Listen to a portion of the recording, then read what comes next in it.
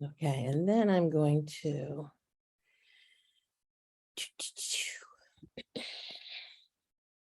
welcome everybody. And you're all pretty muted, so that's great. And I want to just give a short introduction. And let me just say, I could have had a really long one, but this because I want him to talk to us, and he's here. Rabbi Michael Cohen is a longtime environmental activist and faculty member of the Arava Institute for Environmental Studies and Bennington College. He teaches courses on conflict resolution, the Bible, and the environment. Rabbi Cohen has been a policy advisor to the Office of the Special Envoy for the Middle East Peace, U.S. Department of State, and a speechwriter advisor to the Office of the White House Speechwriters. He was recently named to the advisory board of the Partnership Peace of U.S. Aid, he'll explain that, established by Congress. Cohen, the Rabbi Emeritus of the Israel Congregation in Manchester Center, Vermont, is the author of numerous articles that have appeared in the Middle East and the United States. He has a monthly commentary of the Torah reading of the week in the Jerusalem Post. I'm going to have to look that up. As well as a regular column in the Jerusalem Post called Letter from America. The Arava Institute for Environmental Studies is a leading academic and research institute in the Middle East whose mission is to advance cross-border environmental cooperation in the face of political conflict. That's all that I'm going to say. I will post links in the chat so that you can get to his bio and the Arava, get to the Arava website. So with no further ado, Rabbi Cohen. Thank you, Vanessa, and thanks for all you've done to make this happen, and thank you for everyone for being here. It's always a pleasure. I love doing this. You're in, I guess, the Chicago area. My wife is from Evanston. And so we used to get there more before COVID, and we were away in Israel last year. Her mother, Libby Hill, does a lot of great environmental work, takes care of Perkins Woods and other good environmental projects in Evanston as well. I'm here at my mother's in Princeton, New Jersey. And after this, we're driving back to our home in Vermont, and I'll explain the Vermont connection in a second. We were hoping to stop off at Yankee Stadium and maybe catch Aaron Judge hit his 62nd, but it's looking very rainy out there, and I'm not sure if we're going to make that detour. To be determined later. So I was living, I'm going to say a little about myself, and then I want to talk about Arava in terms of my connection to Arava. So I was living the idyllic rabbinic life, and I was given an 11th-month sabbatical. An 11-month sabbatical. It was a major gift by my synagogue, my 7th year. And I thought I was going to go to Jerusalem, do the classic rabbi thing where we study. Our apartment fell through, and this is a great story of one door closes in your life and another one opens and changes your life. So we had what to do. In February of 1996, a little ad appeared in the International Jerusalem Post saying Arava Institute for Environmental Studies opening. In October 1996, contact Dr. Alon Tal with his email address. I had just got an email 2 weeks earlier, was the beginning of that whole revolution, 26 years ago. Long story short, 4 months of emails back and forth. They took a chance on us. We took a chance on them. My wife and I went there with our children 4 and 2. Since then, Rowie has made Aliyah and got married in Israel a month ago when we were there. And I quickly discovered that the Institute was the home of so many of my passions. It's about peace. It's about the environment. It's about cross-cultural learning. It's about living in the desert. It's living on a kibbutz. It's, I would argue, the best of what Zionism is really all about. And so I was so fortunate to find an address for so many of my passions in one place that we've been bouncing back and forth. Good morning, Rabbi. We've been bouncing back and forth for the last 26 years, where we go there anywhere from 6 months to 2.5-year visits. So we just came back from a 10-month visit, and we hope to go back in a year, in part because it will be the 50th anniversary of Kibbutz Keturah.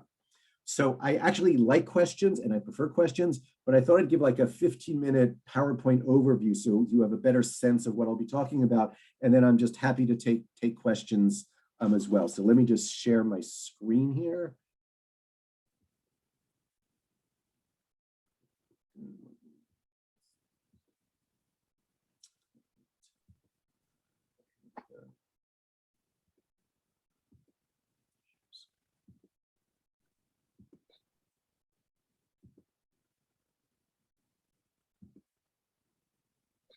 Yes, we can see it. Okay, great. I should be able to make it bigger, I think. Well, I think if you go to slideshow run, that might help. Yes, I think you're right. I like people to know what they're doing here. Set up slideshow. Is that what I should do? Or from beginning? From beginning, I think. Yeah, from the There we beginning. go. There you go. And then I There we guess- go. Oh, perfect. Oh, I love tech help. Thank you. So this is our logo. It's actually, as you can see, it's in Hebrew, English, and Arabic. Arava is the name of the valley, both on the Israeli and the Jordanian side. And I'll show you in a map in a second where we are. Our logo is an acacia tree. The acacia tree is the most important tree in the Arava Valley.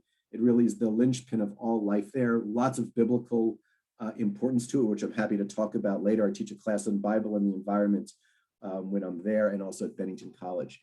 So here's a map of the area, and so we are right down here on the Israeli-Jordanian border, about 30 miles north of Eilat and Aqaba.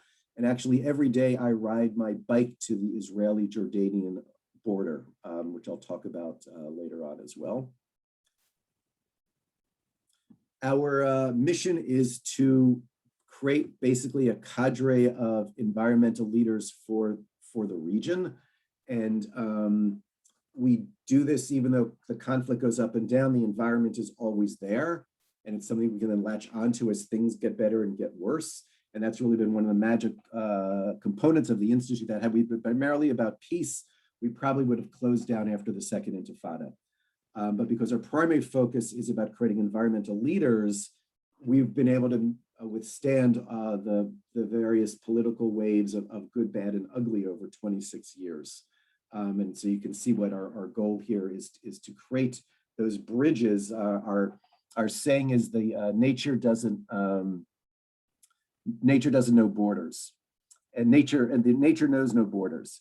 And when I ride to the Jordanian border, the clouds usually flow from west to east. So when I'm there in the winter, when there's a lot of clouds, for example, when the clouds get to the Israeli-Jordanian border, they do not go through passport control, right? They just continue floating into Jordan. The water I drink on the kibbutz comes from aquifers, and I don't know where that water's from, because of the aquifers on both the Israeli and the Jordanian side. And so the environment acts as both a bridge, a metaphor, and something we share that we can see to work together. And it's one of the powerful shifts, because a lot of the conflict is about the land. When we look at the land from the perspective of geopolitics, we see lines, borders, walls, and divisions. When we look at this exact same piece of land from the perspective of the environment, those issues are there, but they can be gently nudged aside. And we have a very different way of looking at things that forces us to work together. And that's the power of what we've been able to do for the last 26 years there. We have an academic program. We're accredited by Ben-Gurion University as well as Bennington College. We offer a source of courses, so you can kind of just see the list here, mostly dealing with the environment, as you can see from the list here. Our professors, some live on the kibbutz or in the Arava Valley, and some come from up north, and because we only have like a couple thousand people living in the Arava Valley where we are. So people come down from Tel Aviv, Haifa, will stay for a night or two, and then we'll go back. So that's where we draw our teachers from. In addition to the academic program, and then one thing I want to say about the academic program, I should go back to that for a second. The academic program is for a semester or 2 semesters, and students come and take 4 classes for the most part each semester. In addition, we do environmental touring. We put on our green glasses and look at the environmental challenges of the region as well. And we have to deal with what we call the camel in the tent or the conflict.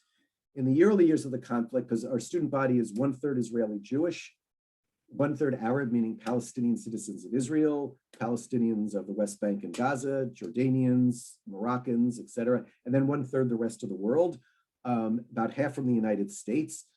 So think about, nieces, cousins, nephews, sons, daughters, grandchildren who want to study in Israel. They can come study with us, and as you saw earlier, get a transcript from either from Ben-Gurion University or Bennington College. But with that makeup, we realized with the conflict up until the Second Intifada, informal conversations would take place and they would basically work. After the Second Intifada, we realized we were in a completely different ballgame, and we created a safe space called Peace Building Leadership Seminar, now called the Dialogue Forum, where students can say the hardest things to each other and hear the hardest things about themselves. And students will often leave in the session screaming and angry, and an hour later laughing in the communal dining room and sharing life. And I can go into why things don't fall apart and why we see these amazing long-term, both personal and professional relationships come out of the Institute.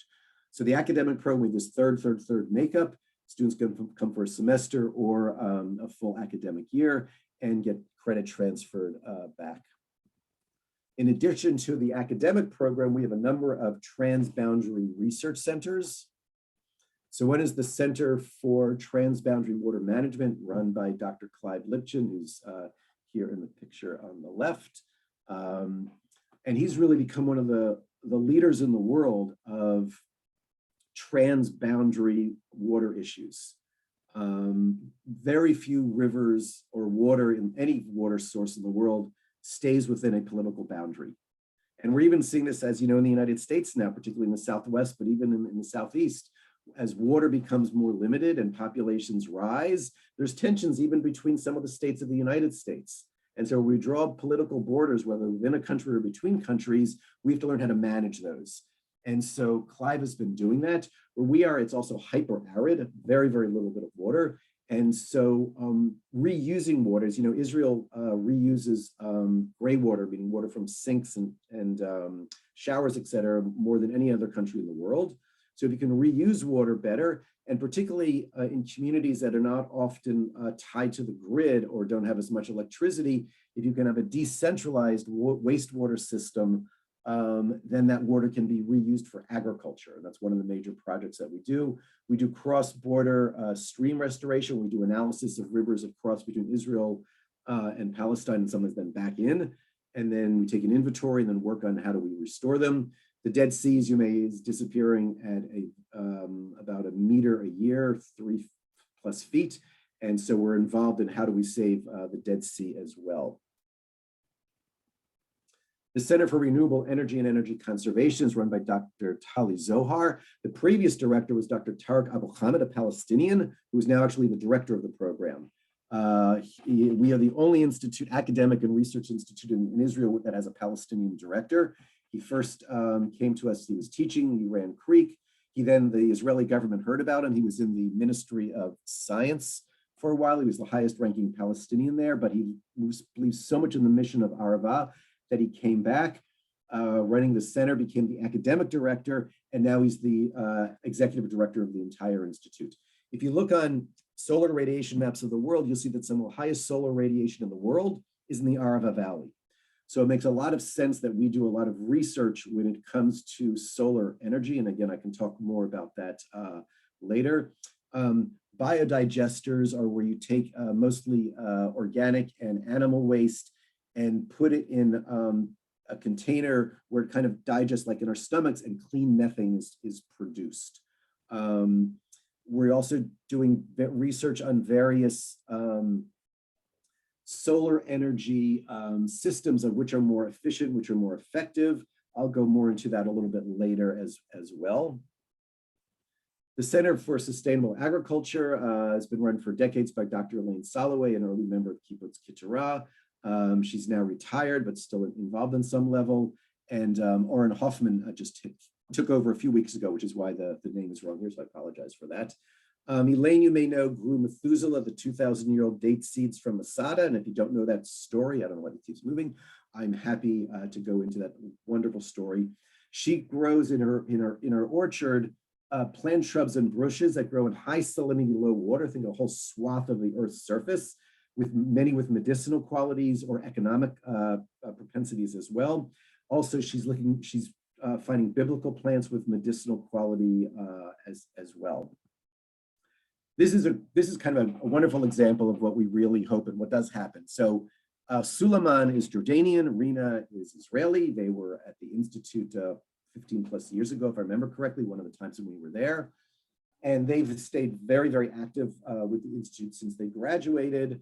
And they noticed that in the Israeli-Jordanian peace treaty that was actually signed not too far from Kibbutz Kitara, a lot of it speaks about the Arava Valley, both in terms of tourism, in terms of the environment in terms of economics, and it's been collecting dust over the years. So they decided to revive it. And so they created something called JISR, which is Jordan Israel Center for Community Environment Research, which in Arabic actually means bridge.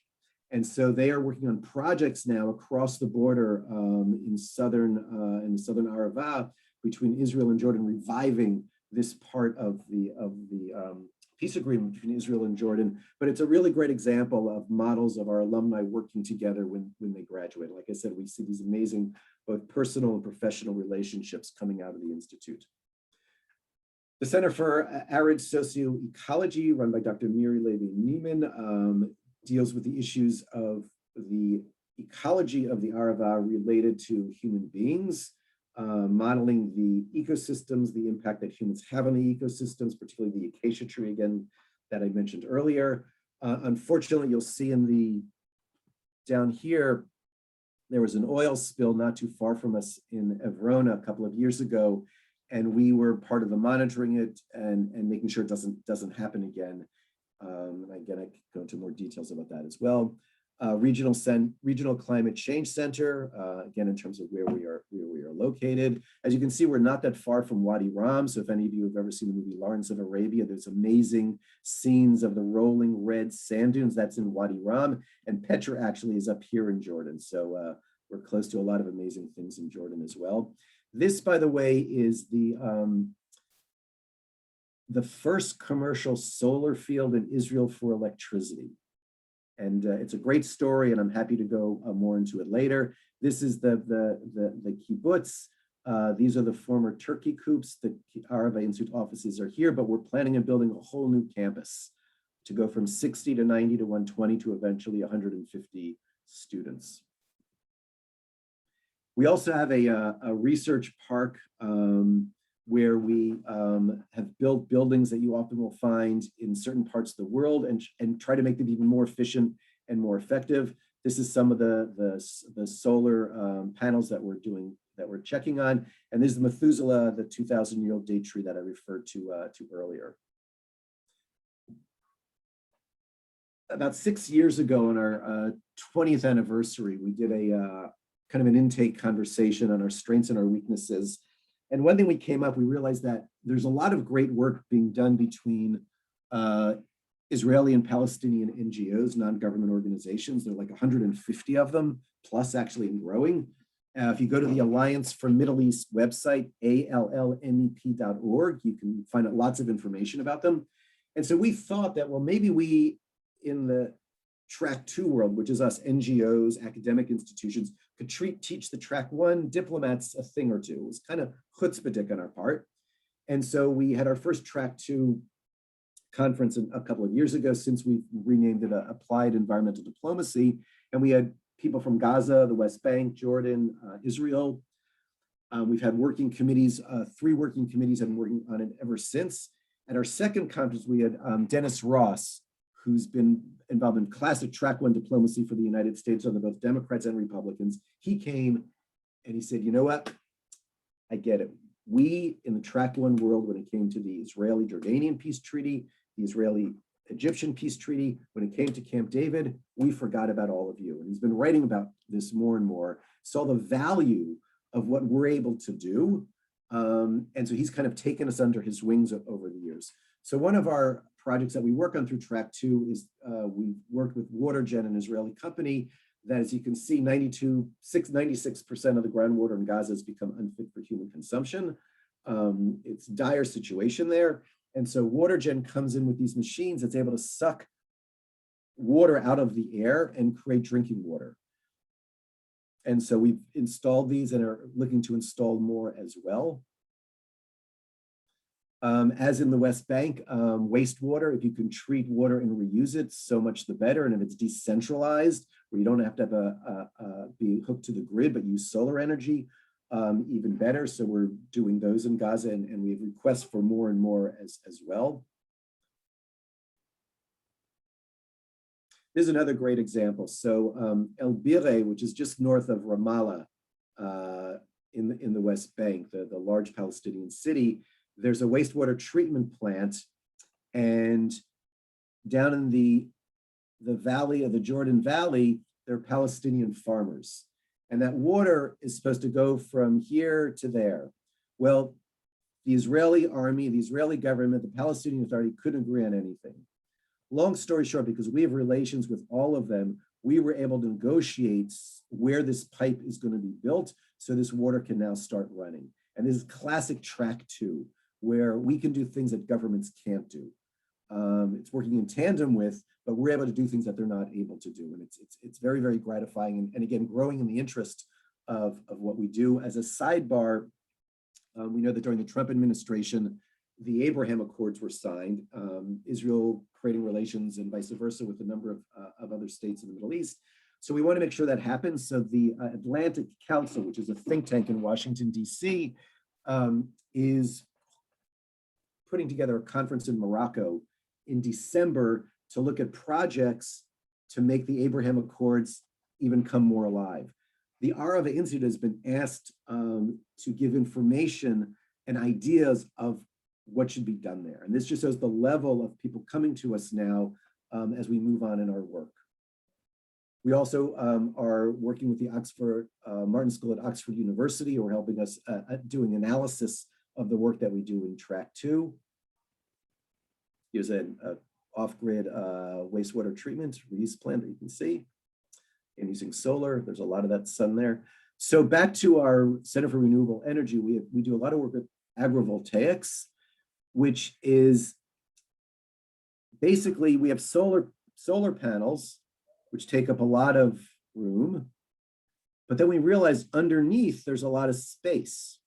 The other thing is solar panels don't like heat. They like the sun, the radiation, but not the heat. So we can keep the solar panels a bit cooler, you get more energy from it. So by having plants grow underneath the panels, like you can see here in the bottom picture, that air is cooler and it keeps the panels cooler, so they're more efficient in terms of the amount of power that's generated. And while, David Ben-Gurion said we need to make the desert bloom, one of the things that we've learned, 70, 100 years into the Zionist identity, or entity, I should say, is that a desert is a desert for a reason. It may look empty, but it's not. There's a lot of life going on there. And so if we can reduce our environmental footprint by doing this, it's a win-win, because we're gaining food, we're cooling the panels, they're more efficient, and we're doing it on half the amount of land. And so we're doing a lot of research with that with Taki Zohara at the Institute. Here's some examples of that.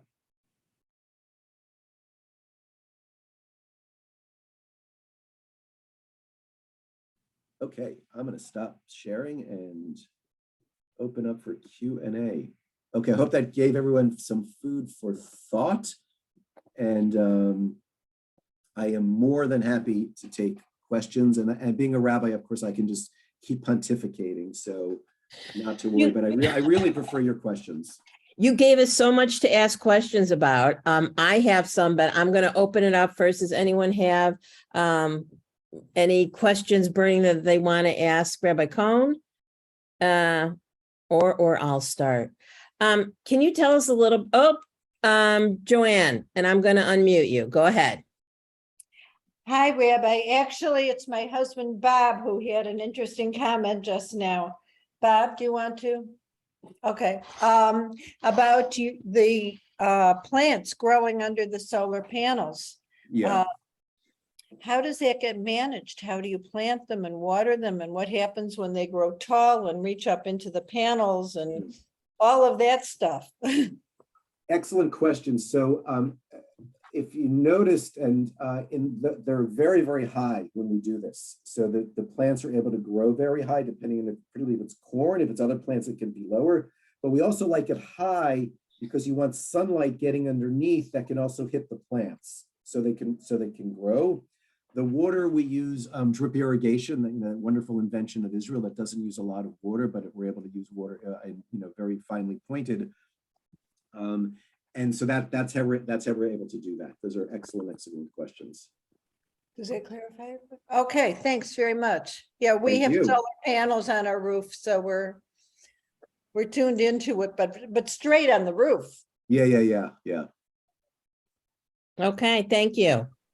One thing that interests me, and of course, as someone who takes a lot of tours to Israel and takes people to Israel, one stop that is always on the tour, no matter what, is the Dead Sea.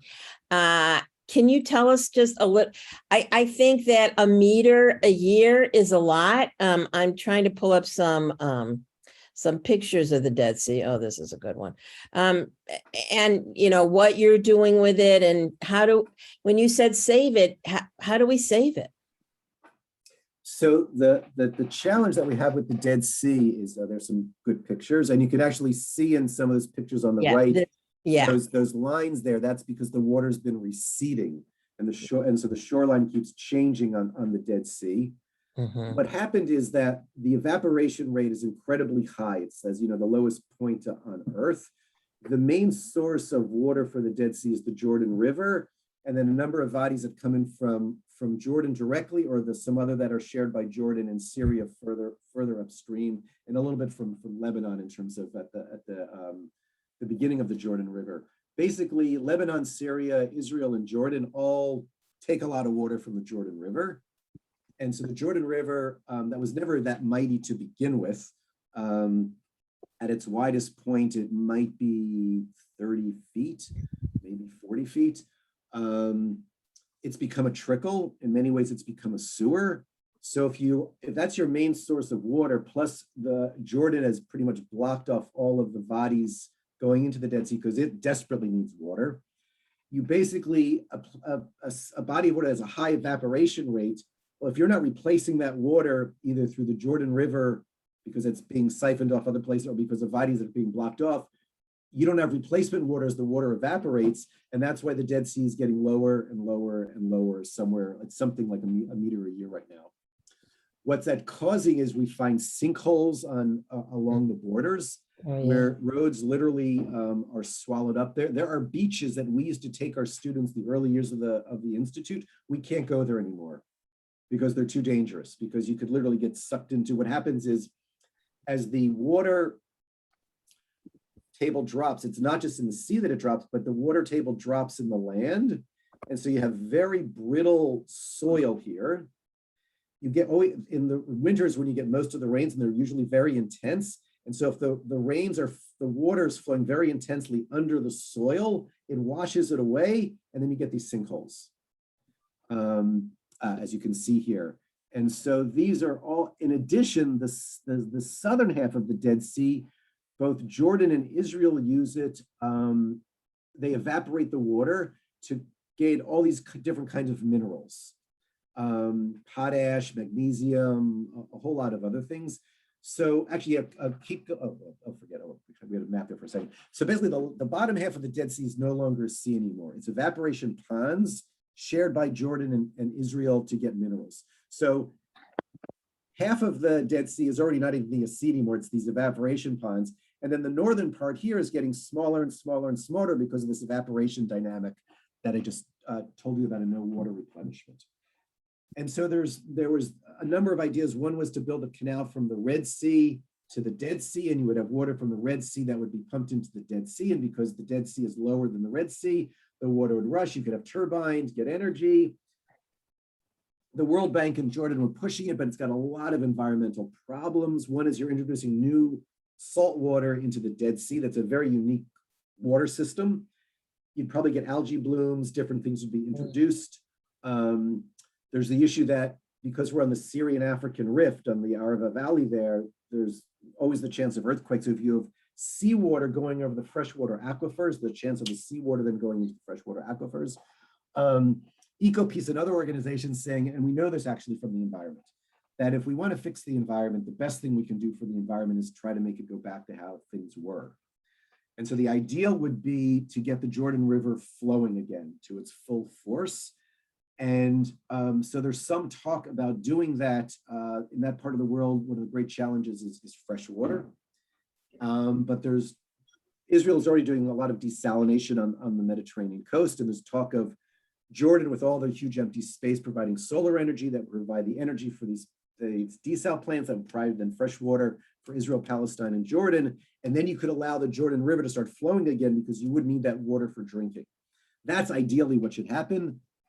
Stay tuned and we'll see what happens. Okay. Other questions? I see Rabbi is on. I'm going to continue.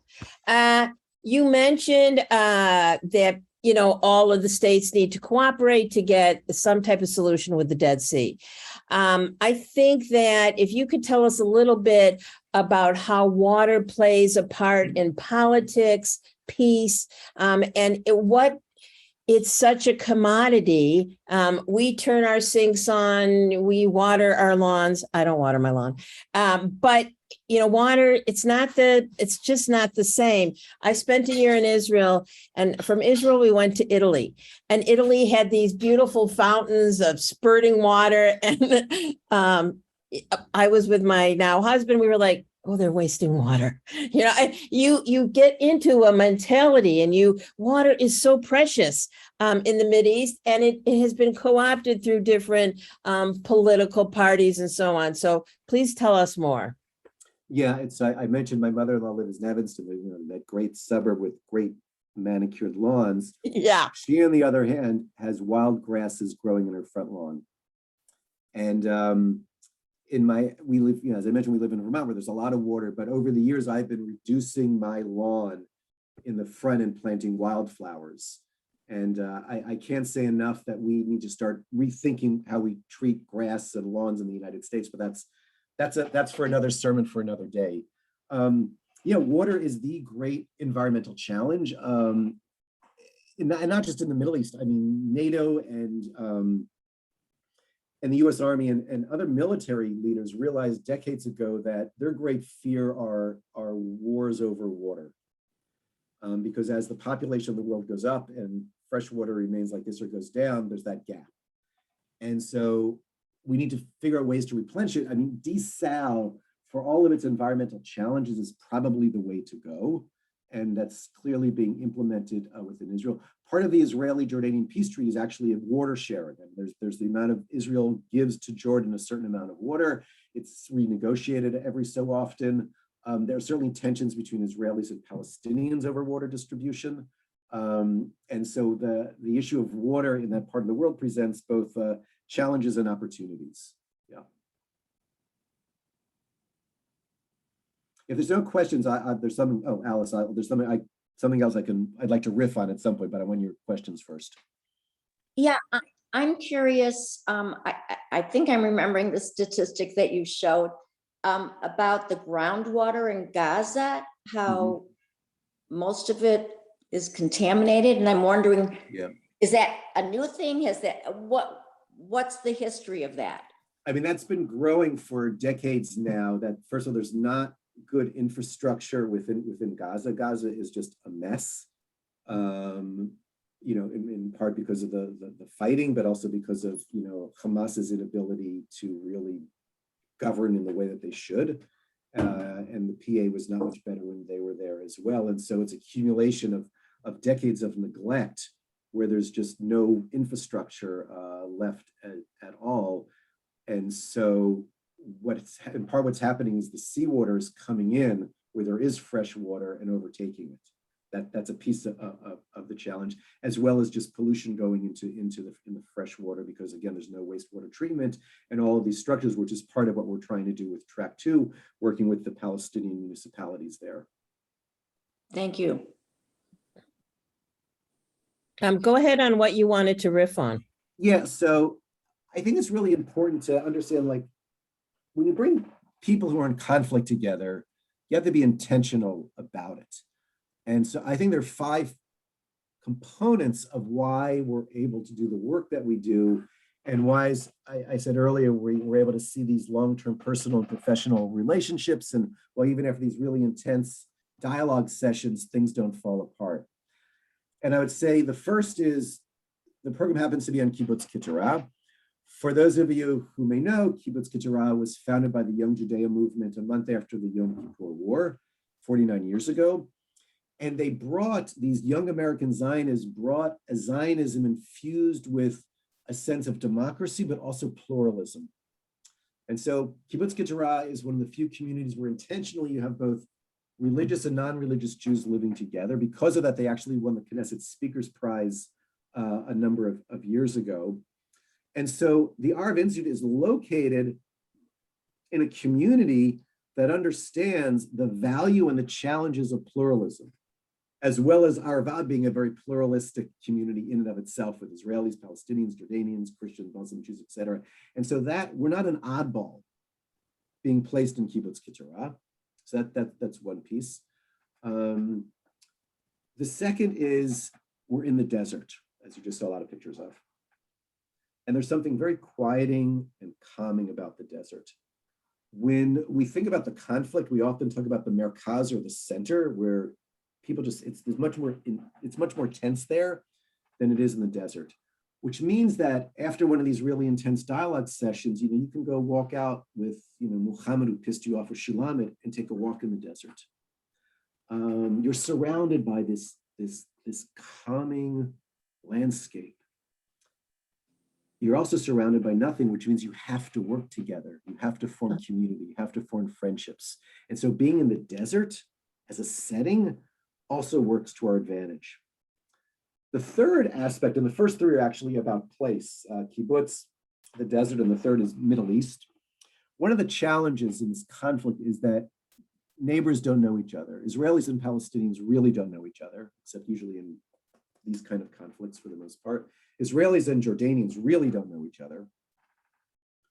And so what happens on the weekend, our students go to each other's houses in Ramallah, Tel Aviv, Amman, and they bring their classmates with them. And actually, since the beginning of the program, there's been a lot of pushback for our Jordanian students to come. While the Jordanian government and the king support the peace treaty, on the street in Jordan, there's not that support. And there's a lot of pressure for students not to come. Those who come are very, very brave, and they come, and they eventually bring their Israeli and American Jewish classmates home. And I've heard this anecdote over and over and over again for 26 years now. So they bring Israeli and American Jewish classmates back to their family in Jordan, who of course fall in love with them. And at the end of the day, they're in the kitchen washing dishes. Usually it's with their mother, who says, I learned I have more in common with the Israeli Jew than the American Jew. Yeah, they live in the Middle East just like you do. And so we're able to break down these barriers by people getting to know their neighborhood. So these first three, on Kibbutz Keturah, what it represents, being the calming effect of the desert, getting to know your neighbor, all help. The fourth of the fifth elements, I think, is probably the most important.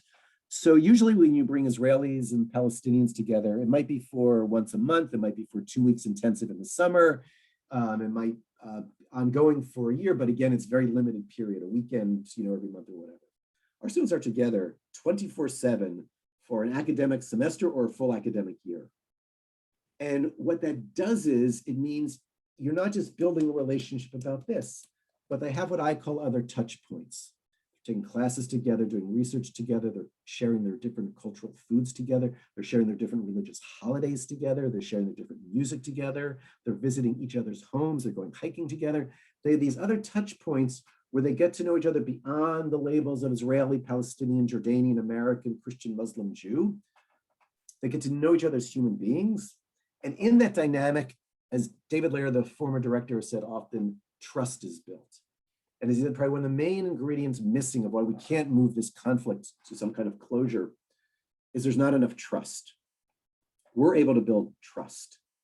And it also means after one of these Pell sessions, you don't have to immediately, deal with the person you're angry with. You can wait a week or two.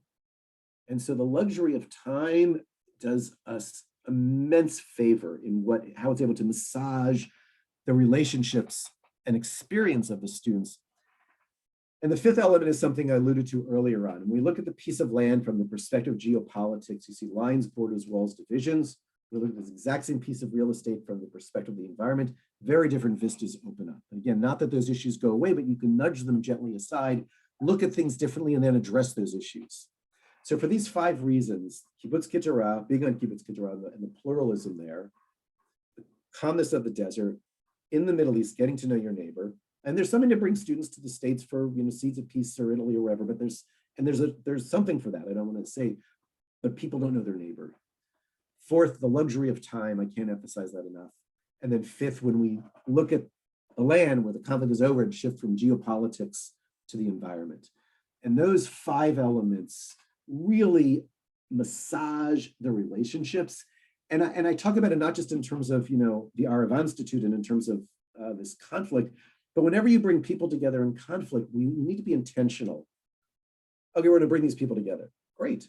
Well, what are the pieces you have in place to at least give you the best chance for better outcomes? And that's where I really wanted to share, because it's a really, really important component to understand about what we're able to do.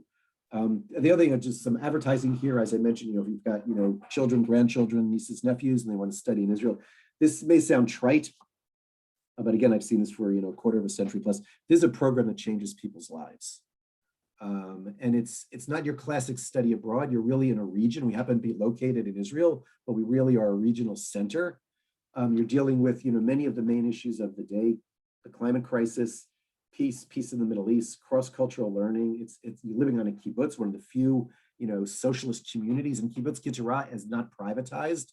So you're in a community that's living by those values. So, if people looking for a really unique study abroad experience, we also do a fundraising bike ride every year from Yes. Eilat, which I've done a number of times. It's a great way to learn about the Institute as well as Israel. So know that's another opportunity to come and both support us and to see what we do as well. I'm very familiar with Keturah. I grew up in Young Judea. My sister and I went to camp with Alon Tal, who I'm sure he's a member of Knesset, just a fabulous person. Some of our people may be more familiar with Yahel, which is the Reform Kibbutz, which is really a sister kibbutz. We've heard from Alex Siselsky, and they have fabulous things. Do you do any cooperative programs with them? And what's that relationship like? We do some with Yahel. We do more actually with Lotan. Oh, right, Lotan. Okay, yeah. When you had Mike, I think you meant Lotan. Yeah. So Lotan is right across the road from us. We can see each other, and they have their environmental Green Apprentice program, and so a number of our alumni will end up doing that program. And during the course of the year, or we also do an independent study is the other piece you do when you're at the Institute, and a number of our students have done the independent study at Lotan. Aliza Mayo, who's one of the directors of the program, is from Kibbutz Lotan. Actually, the number of people on the staff are from Kibbutz Lotan. So yeah, very good relationship there. Right. And as the educator, the one who is going to be meeting with the people, and I just met with someone who I'm going to send her all this information because she'd be a perfect person for this. Do you have an Ulpan there? It's better if you speak Hebrew, and I know everybody speaks English, but yeah. So the program is all done in English because we have people from all different countries. If you're Jewish and you come in the program, you can get what's called the Masas scholarship. It's from the Jewish Agency, and one of the requirements is that you do an Ulpan.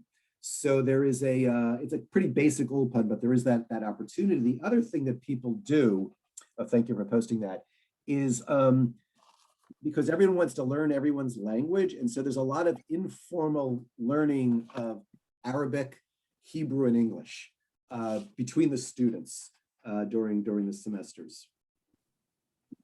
Oh, well, that is absolutely fantastic. I'm also going to post Masa. Again, they have programs for all ages, 2 weeks, 4 weeks, a year, 2 years. Check it out. Have your grandchildren check it out. I really can't recommend them, more highly. Any other, Rabbi, go ahead. I see you. Oh, and then I just wanted to ask about tracking alumni and whether you have a sense of where some of the alumni have gone, what they've done, what they're up to. Yeah, we track. Unfortunately, we don't do it as formally as we would like. We've actually are upping that in terms of alumni coordinators, both in North America and in the Middle East. But we have a lot of anecdotal evidence. We had one of our alumni, Natasha, worked for the Quartet for a number of years. That's the United Nations, the the EU, America, and the Soviet Union, trying to move the peace process forward. Anton and Dror, a Palestinian and an Israeli, created an organization called Compassionate Conservation. I'm sorry. Sarah, who is part of our dialogue project, also works for Kids for Peace. Liel was the co-director of IPCRI, the organization that Gershon Baskin founded. Eve, another alum, has worked with Negev Coexistence Group. So I could go on and on and on. We have a lot of anecdotes. We don't have that as firm as I would like, but we have a lot of anecdotes of our alumni doing work both in the environment and cross-border. And actually, one of Alon Tal, who you mentioned, who founded the Institute, is now a member of the Knesset with the Blue and White Party. His chief of staff is an Arava alum, actually. Very impressive. Hubie. Yeah, I have a question. I'd like to go back to the solar panels. That I didn't think the question was completely answered. So you have these plants underneath. They're double.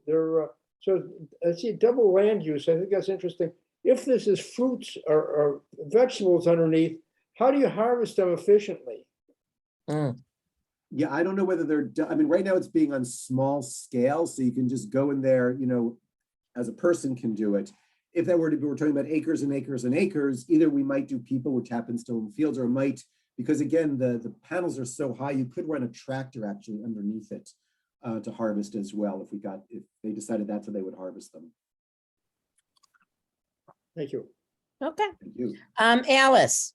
Yes, this kind of piggybacks a little bit on the question that Rabbi Sarada had, but have you seen I can see from what you said, there's a lot of cooperation between, the Jordanians, the Israelis, the Palestinians, but have you seen effects going up into the political realm of more cooperation because of what you're doing? I hope that's happening. Yeah, no, I mean, that's in part why we launched this Track 2 initiative, or, applied environmental diplomacy, to do exactly that. And the model that we do is getting noticed by the governments. And I want to circle back to it was mentioned earlier. So I'm on the advisory board of the Middle East Peace Partners Act, or MEPA. This is a bipartisan piece of legislation passed by the U.S. government a couple of years ago, 3 years ago, bipartisan, $50 million for each of the next 5 years, $250 million. For programs like Arava, those 150 organizations, mostly of the Alliance for Middle East Peace, that recognizes that if we look at, for example, the troubles that were in Northern Ireland, and eventually that was resolved, but there's still work to do, through the Good Friday Accords. That only happened because of the International Fund for Ireland, that put money into for economics and civil society, people-to-people meeting. That's where we're trying to go with this. The hope is that MEPA will lead to an international fund for Israeli-Palestinian peace. It's getting traction in Europe and in other parts of the world. When I was coming back, I had a meeting with the Danish Foreign Ministry. And the model there is that the governments recognize that if we want to move things forward, you have to invest with the NGOs and the Track 2 level, because that's where the real cooperation is going to take place. In Ireland, at the height of the Troubles, they were investing $40 a person in this. We're only doing $2 a person between Israelis and Palestinians. And so this is where the governments are noticing the import of the work that we do. And again, I go back to the fact that this conference that's going to take place to move the Abraham Accords forward, why we're being asked for advice about that. And so it's definitely being recognized more and more, the importance and the validity of the kind of work that we do. Thank you very much. Anybody else? Andy, let me unmute you. Oh, I was going to do that. There you go. Okay, so it seems like we're sort of down to what can we do to help you? I think there's a lot of American Jews who are not exactly helping the situation. Let's just put it that way. And maybe if they had more substantial information, we could do a better job. Let's just say that. So thank you. Trying to not be too politically incorrect, Well, I'm gonna take that opening. but I'm pretty that way. So thank you. So one is, send us your students, children to study with us. That's a great help. Do the bike ride or sponsor somebody on the bike ride. I mean, obviously, supporting us financially, opening doors to people who you think, might be interested. As I mentioned, I get out to the Chicago area, every so often, and Tarek passes through Chicago and other people. We could certainly organize an event through your synagogue or, in your neighborhood, and we would love to do that. Yeah. So those are different ways that you could support us, and we would be incredibly grateful. I know a couple, I'm going to put the bike ride in the chat as well. If you're a bike rider, this is the way to do it. It's absolutely fantastic. And if you can think of other, I also think mornings like this help people get to know the Arava Institute. And as we get down to the end, I cannot help but ask, can you just tell us a little bit about being a policy advisor to the Office of the Special Envoy for Middle East Peace?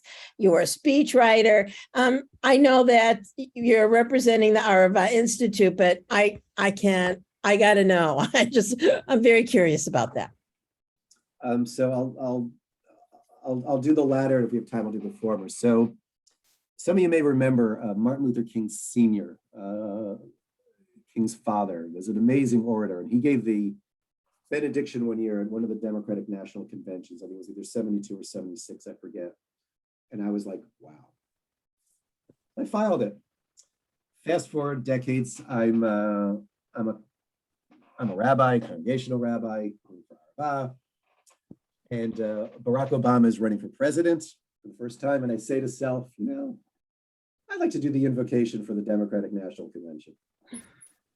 So I write an invocation and I send it to Ruth Messenger. Ruth, politician in New York City, ran for mayor, et cetera, et cetera. So she writes back, OMG, oh my God, I endorse this. I said, okay, I guess I'm not so crazy. So because we live in the age of the internet, I start tracking down people in the Obama campaign and just send it to them cold.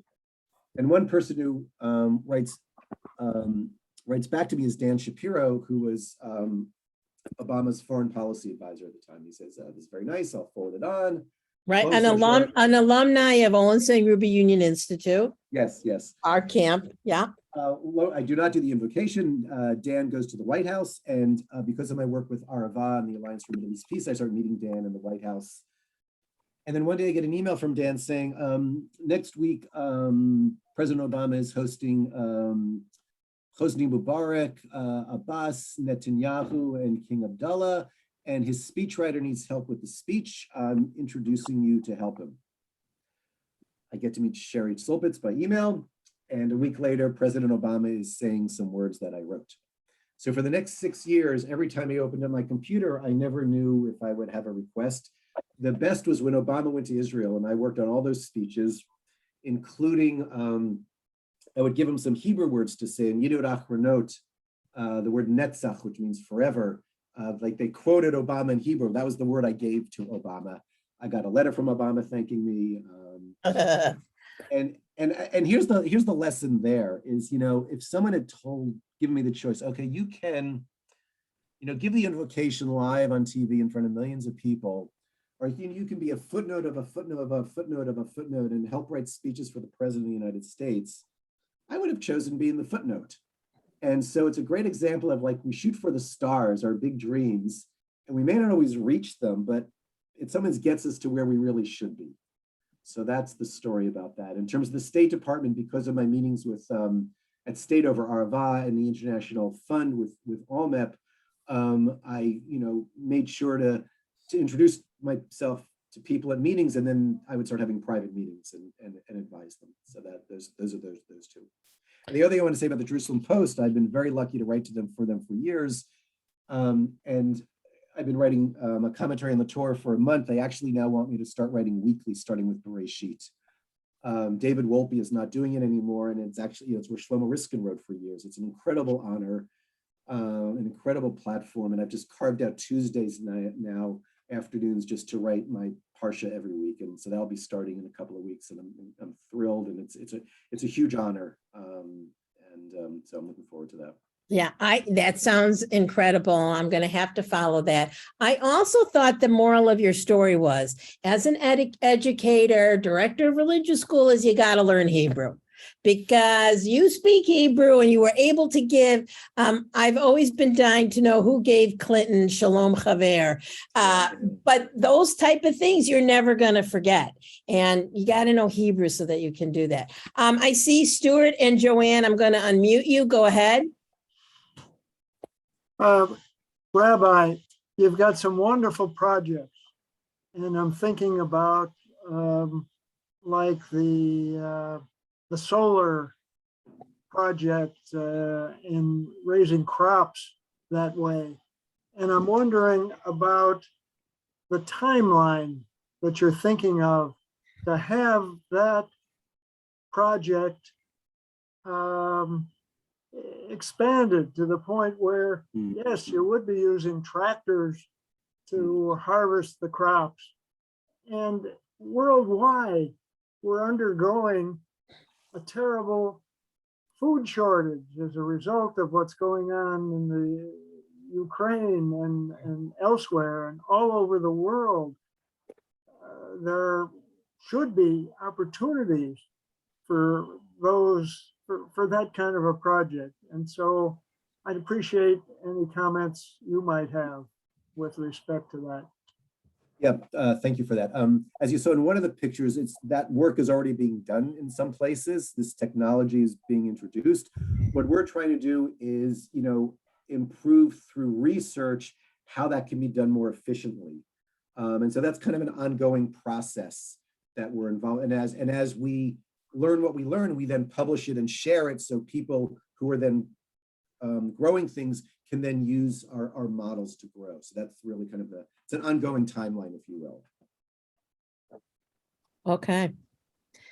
We're reaching the end of our hour here. If anyone has, Hubie, do you have another question? No, okay, he just came back on camera. It's great to see everybody. Any last words for us? And if you, I have all these not emails. Well, I do have that too. I have all these websites. If you need any of them, you can click on them while you're on the computer. You can email me this week and I can get them to you. But Rabbi, any other words for us?